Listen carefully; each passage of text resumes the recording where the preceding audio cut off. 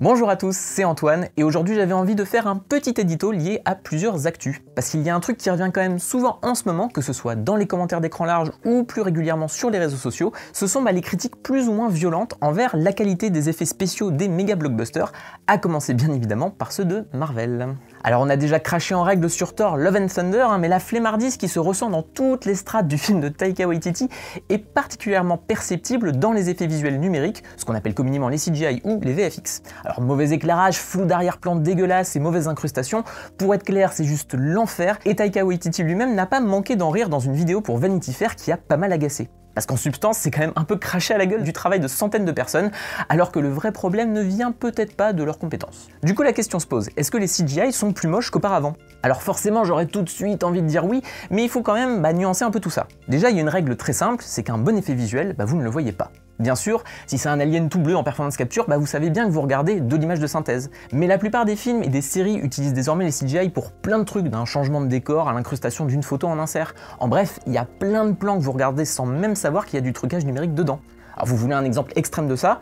Vous voyez ce plan de Robert Downey Jr. dans Infinity War? Eh bien il est entièrement réalisé en CGI. Tout, ses mains, ses vêtements et même son visage, tout a été recréé et c'est juste impressionnant qu'ils aient une copie numérique aussi parfaite de l'acteur. Mais à l'inverse, un mauvais effet visuel, ça se repère tout de suite et ça peut même avoir tendance à gâcher une expérience et l'immersion du spectateur qui peut choisir de ne plus voir que ça. Bon, petit disclaimer, moi je suis pas là pour taper sur Marvel. Enfin, un peu quand même. Mais je pense surtout que les productions de Marvel Studios sont particulièrement représentatives des divers problèmes que j'ai envie d'évoquer aujourd'hui.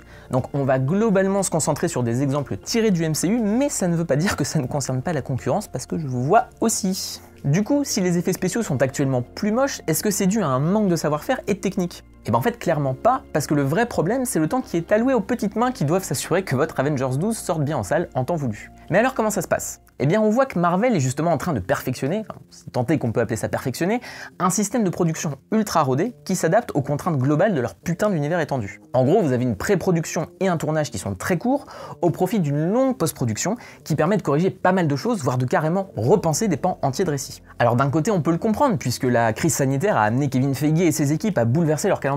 Par exemple, avant 2020, il était prévu que Doctor Strange 2 sorte avant Spider-Man No Way Home, et c'était donc le film de Sam Raimi qui aurait eu la responsabilité d'introduire le multivers, ce qui explique d'ailleurs pas mal des changements pachydermiques dans le scénario de No Way Home, parce que sa fabrication était pourtant déjà bien lancée. Alors déjà, ce manque de préparation amène plein de problèmes créatifs qui justifient souvent pourquoi tous les films Marvel se ressemblent ou recyclent des designs, mais bon, ça c'est un autre débat. Le vrai souci, c'est que les équipes de VFX, qui sont maintenant plusieurs à devoir se coordonner avec un pipeline ultra complexe, elles doivent s'attendre à tout moment à devoir reprendre une scène. Faut bien comprendre que de Scanline à Lola, en passant par ILM, Weta et Mon cul sur la commode, il y a des dizaines de boîtes qui bossent avec Marvel, souvent pour leur spécialité, comme le rendu de l'eau ou le de-aging. Et dans le jargon du cinéma, ce qu'on les oblige à faire, c'est ce qu'on appelle le syndrome du « t'inquiète Thierry, on verra ça en post-prod », ce qui est un peu devenu d'ailleurs une mauvaise blague dans l'industrie. Et dans le cas de Marvel, c'est encore pire, parce que Kevin Feige et Victoria Alonso, les grands Manitou de la franchise, s'impliquent énormément dans la fabrication des films et des séries. Sauf qu'ils sont deux pour des trouzaines de projets qui sortent à la chaîne de l'usine. Donc bien souvent ça engendre des problèmes de communication ou des absences de décision. Alors des fois, le défi technique peut être tout bonnement bluffant et invisible, comme ça a été le cas sur Avengers Endgame par exemple. Au moment du tournage du film, Marvel, et je dis bien Marvel, pas les frères Rousseau, n'avait pas encore décidé du look du costume que les Avengers porteraient pour voyager dans le temps. Du coup, chaque acteur a porté son costume original, sur lequel on a mis plein de pastilles pour faire repère et allez hop, emballer c'est pesé. Mais force est de constater que le résultat final est juste incroyable et super bien texturé, au point même d'être devenu un peu un modèle du genre. Mais parfois, ça se passe beaucoup moins bien, et dans le domaine, impossible de ne pas revenir sur le cas de Black Panther et de son climax proprement catastrophique. Alors la raison à ça est très simple, c'est que le film est sorti en février 2018, alors que son dernier acte a été retourné en septembre-octobre 2017.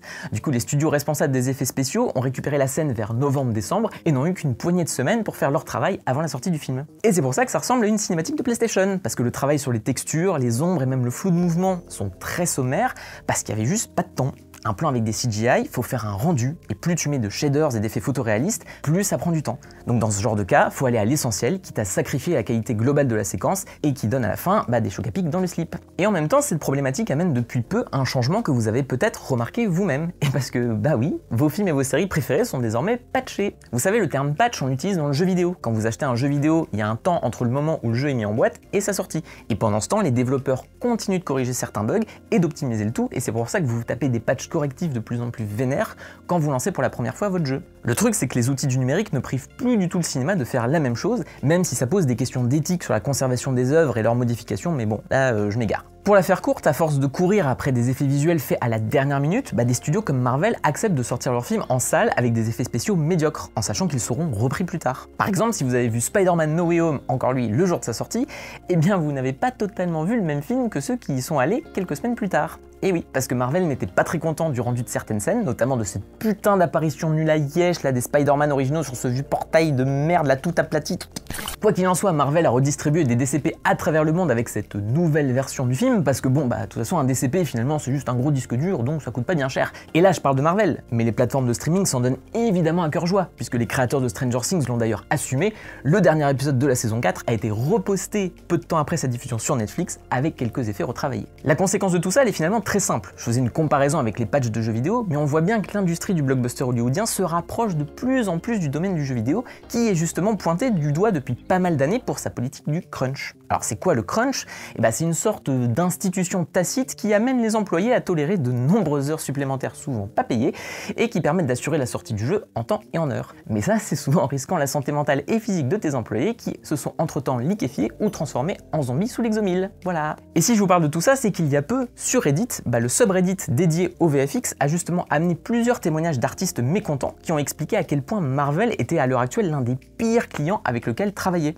Le problème, c'est que c'est aussi l'un des plus gros et que sa politique est de plus en plus commune chez la concurrence. Du coup, je vous laisse imaginer ce que ça doit leur faire quand Kevin Feige annonce 2 nouvelles phases et 2 films Avengers espacés de 6 mois sur la scène du Comic-Con. D'ailleurs, à l'heure où j'enregistre cette vidéo, un article de Vulture a donné la parole à un responsable d'une boîte d'effets visuels qui s'est montré particulièrement cinglant. Alors, il explique que travailler sur un film Marvel, ça implique de bosser 64 heures la semaine en moyenne pendant 6 mois et souvent avec des équipes en sous-effectif. Parce que comme Marvel est conscient de son pouvoir, le studio amène les boîtes de VFX à entrer en compétition et à proposer des tarifs moindres pour être sûr d'être pris, ce qui implique du coup moins de gens pour bosser sur un projet. Alors la fin de l'article est particulièrement glaçante puisque l'auteur dit en substance que tout le monde dans l'industrie fait ça, mais que personne n'a autant de pouvoir que Marvel qui en profite bien sûr pour intimider et tyranniser les sociétés d'effets visuels, notamment en menaçant de les blacklister au moindre petit écart. Vous savez, quand vous vous battez pour le respect de la vie de vos employés, tout ça. Mais bien entendu, tout ça n'arrive pas par hasard. Oui, parce que le problème, c'est pas juste que Marvel est désorganisé et doit s'adapter à des dates de sortie intenables. Il y a une stratégie derrière ça. Et cette stratégie, elle consiste tout simplement à économiser de l'argent. Alors comme je le disais, Marvel est contraint de pas mal improviser ou de changer des choses à la dernière minute. Du coup, c'est un peu bête d'avoir dépensé masse de thunes dans une pré-production pour laquelle plein d'éléments vont être potentiellement jetés à la poubelle. Mais surtout, et c'est là le point le plus important de cette vidéo, aux États-Unis, la plupart des métiers du cinéma sont encadrés par des syndicats qui assurent des droits et des sécurités pour la plupart des professions. Sauf qu'il y a une branche du secteur qui ne possède pas de syndicat, et vous l'aurez deviné, ce sont les artistes et concepteurs dans les effets visuels. Donc forcément, quand vous êtes une grande société capitaliste comme Disney, vous avez plutôt intérêt à faire cruncher de pauvres animateurs pour qu'ils vous fassent un costume tout beau en CGI sur votre super-héros en carton, plutôt que de payer plus d'heures un costumé pour qu'il crée le dit costume. La question, c'est maintenant de savoir si ce systématisme peut changer. Alors au vu du gavage d'oie que nous a offert Marvel sur le Comic-Con, on aurait tendance à dire que non, et c'est sans compter les projets où Marvel n'a clairement pas assez réfléchi la teneur en CGI. Et oui, je pense bien sûr à She-Hulk et le rendu très incertain de son personnage principal, même si on n'a pas encore vu la série. Alors par pitié, n'allez pas insulter les pauvres créateurs d'effets spéciaux pour critiquer leur travail, parce que ils font juste ce qu'ils peuvent avec les ressources qu'ils ont. Et d'ailleurs, il est bon de rappeler que Marvel a un autre problème, en confiant la plupart de ses projets de films et de séries à de jeunes réalisateurs, ou de purs incompétents d'ailleurs, qui n'ont que peu, voire pas d'expérience sur ce type de production. Sauf que quand tu fais un film avec beaucoup d'effets numériques, ça se réfléchit en amont, en termes de lumière, de cadrage et de post-prod. Par exemple, avant que Sam Raimi ne réalise le premier Spider-Man, le gars avait gravi les échelons, d'Evil Dead qu'il avait réalisé avec 2,50 balles jusqu'au génial western Mort ou Vif, qui était tout de suite un bien plus gros morceau hollywoodien. Forcément, c'est pas la même que John Watts qui avait fait quelques petits films indés avant d'être catapulté sur Homecoming. C'est d'ailleurs pour ça que ces Spider-Man ressemblent à rien. L'article de Vulture que j'évoquais plus tôt revient d'ailleurs là-dessus, en expliquant que c'est un vrai problème que Marvel ne forme pas ses réalisateurs à savoir travailler avec les effets visuels, que ce soit sur le plateau ou en post-prod. Comme ils ne savent pas ce qu'ils veulent, ou comment ils le veulent, ça oblige tout le monde à bosser à tâtons, et donc à faire des changements permanents, comme je l'ai dit auparavant. Et en fait, ça m'amène à une question plus large. En traitant ces effets visuels par-dessus la jambe, comme une sorte de béquille qui assure platement la tenue de ces films et de ces séries, est-ce que l'industrie n'a pas tout bonnement oublié le pouvoir de fascination des effets spéciaux ? Parce qu'il y a encore quelques années, des projets comme Gravity arrivaient à fasciner par leur technique, parce que c'était là que résidait la promesse d'une immersion totale. Alors bien sûr, on sait que Tonton Cameron sera là à Noël pour nous laisser sur le cul avec Avatar 2, mais en fait, ils sont où les nouveaux visionnaires? Ils sont où les nouveaux Spielberg, les nouveaux Zemeckis, les nouveaux Jackson, qui jouent avec les effets spéciaux non pas pour la frime, mais pour pousser dans leur retranchement les possibilités de leurs histoires et la manière de les raconter. Parce que c'est cet amour-là qui assure une meilleure planification et un plus bel essor de la technologie. Et on voit d'ailleurs que quand Marvel innove, et c'est rare, c'est plus pour simplifier son pipeline gargantuesque que pour offrir des images jamais vues. Tout est sur le même mode, tout le temps. Si bien qu'on s'habitue à voir des VFX moches dans nos films et séries du moment. Et parce que comme tout ce que fait Marvel et le reste de l'industrie qui lui court au cul, c'est devenu la norme. En revanche, ce qui n'est pas la norme, et ce qui devrait l'être, c'est que vous vous abonniez à Écran Large, et pas seulement à cette chaîne YouTube. Et oui, je sais, cette partie de la vidéo est toujours chiante, mais c'est votre soutien qui nous aide chaque jour à être un peu plus autonome financièrement et moins dépendant de la publicité. Sur le site, vous pouvez donc être un fier membre premium contre quelques euros par mois.